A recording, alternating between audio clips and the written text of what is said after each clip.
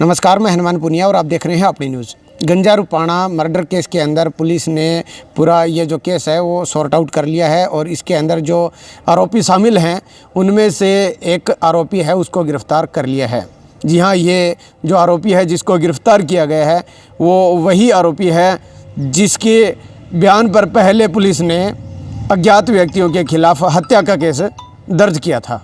मृतक है सतवीर, उसका जो चचेरा भाई है उसके बयान पर एफआईआर दर्ज की गई थी और उसने पूरी कहानी बनाई थी कि जिस तरह से वो उसने बताया था कि वो खेत में पानी लगा रहे थे और वो महज आधा एकड़ की दूरी पर उसकी ढाणी थी। जैसे ही वो खाना खाने के लिए आया तो पीछे से उस पर किसी अज्ञात व्यक्ति ने हमला कर दिया और उसकी मौत हो गई थी। पुलिस को उसी वक्त शक हो गया था, लेकिन पुलिस ने दाह संस्कार करने के बाद जो मृतक है सतवीर के दाह संस्कार के बाद में अपनी जांच शुरू की थी और 3 टीमें बनाकर अलग अलग एंगल से इसकी जांच शुरू की गई थी।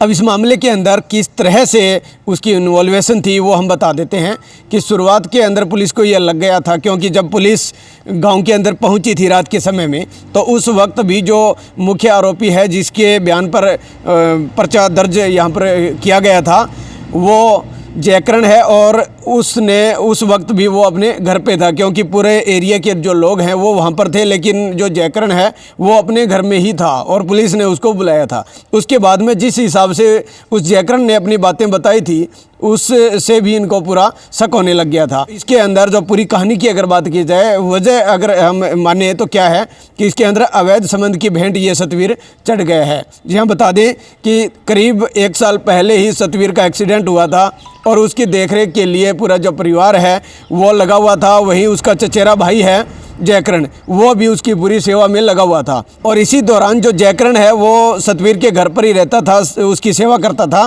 तो जो सतवीर की पत्नी है सुमन, उसके साथ उसके अवैध संबंध बन गए और अब ऐसे में जो सतवीर को रास्ते से हटाने की जो पूरी प्लानिंग है वो सुमन के कहने पर की थी। और ये भी बता दें कि हत्या के तुरंत बाद जयकरण ने सतवीर की पत्नी को फ़ोन करके भी ये बताया था कि उन्होंने काम कर दिया है। तो ये इस तरह से एक भेंट चढ़ गया है अवैध संबंध के और ये पूरा का पूरा जो मामला है इसको पुलिस ने अपने तरफ से ट्रेस आउट कर लिया है और जो मृतक की पत्नी है वो भी इस मामले के अंदर पूरी दोषी है, लेकिन उसको अभी तक गिरफ्तार पुलिस ने नहीं किया है। पुलिस इस संबंध में पूरा विस्तार से क्या कुछ कह रही है वो सुनिए। गंजा रुपाणा गाँव से हमारे को 20 मार्च को लगभग 9 बजे के लगभग हमारे को सूचना मिली थी भाई सतवीर नाम का लड़का है जो खेत में पानी लगा रहा था, उसकी डेड बॉडी जो है वो खेत के अंदर पड़ी है। तो हम मौका पे गए थे। मौका पे जाने के बाद में हमने वहाँ मौका का मुआयना किया और जो उसके एक चाचे का लड़का था जयकरण, वो उसके साथ उस टाइम पानी लगा रहा था जी। हमने उनसे बातचीत की तो उनके बयान के ऊपर हमने मर्डर का केस जो है वो दर्ज किया था। उसके बाद में डेड बॉडी को हमने पोस्टमार्टम के लिए सिविल हॉस्पिटल भेज दिया था और कल पोस्टमार्टम होने के बाद में दाह संस्कार हुआ था। तो हमने इस मर्डर केस को सुलझाने के लिए हमारे 2-3 टीम हमारे थाने से भी हमने नियुक्त कर रखी थी। तो उन टीम के प्रयास से हमारे को कुछ महत्वपूर्ण सुराग हाथ लग गए थे।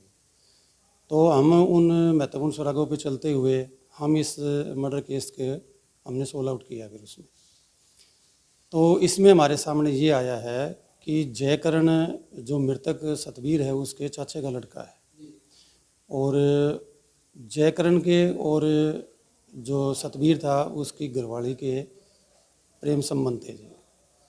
क्योंकि 10 महीने पहले इसका सतवीर का एक्सीडेंट हुआ था। एक्सीडेंट होने के बाद में जयकरण लगभग उन्हीं के घर पे रहता था, सतवीर के घर पे रहता था और जिस वजह से उसकी पत्नी की उसके आपस में संबंध हो गए जी।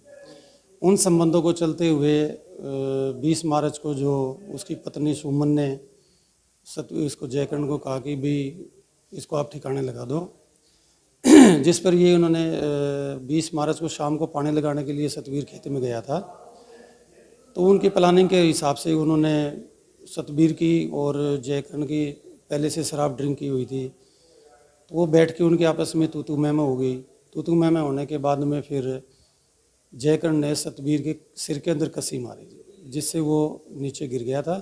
गिरने के बाद ने उसने वार गर्दन पे और छाती पे और कनपटी पे फिर दोबारा वार किए। तो तो ये हमारी तफ्तीश में अभी तक इतना आया है, बाकी आगे इसका रिमांड लिया जाएगा और उससे जो भी वारदात में कस्सी है और जो कपड़े हैं उस पर वो बरामद किए जाएंगे। हाँ, इसमें सुमन भी आरोपी बनेगी जी। तो कोर्ट में पेश किया जाएगा, कोर्ट में पेश करने के बाद रिमांड लिया जाएगा, रिमांड के दौरान वो बरामद किया जाएगा और सुमन जो है उसको भी हम जल्दी गिरफ्तार करेंगे।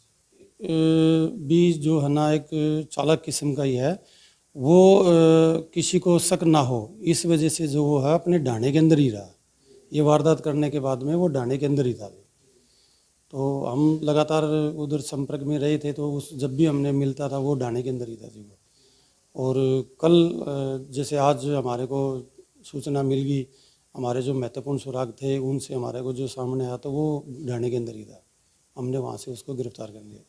तो यहाँ अपनी न्यूज़ की तरफ से हमने पहले ही ये आशंका जाहिर कर दी थी कि इसके अंदर जो मुख्य आरोपी है जिसने हत्या की है वो उसका चचेरा भाई ही है जयकरण।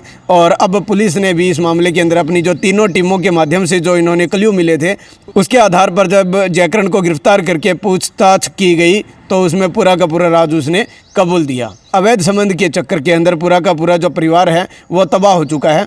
ये काफ़ी चिंता की बात है कि हमारे समाज के अंदर इस तरह की जो घटनाएं होती है उससे काफ़ी ज़्यादा निराशा होती है। वहीं दूसरी बात यह है कि इस तरह की घटनाओं से सबक लेने की भी ज़रूरत है। अपनी न्यूज़ के लिए कैमरामैन सतवीर के साथ हनुमान पूनिया।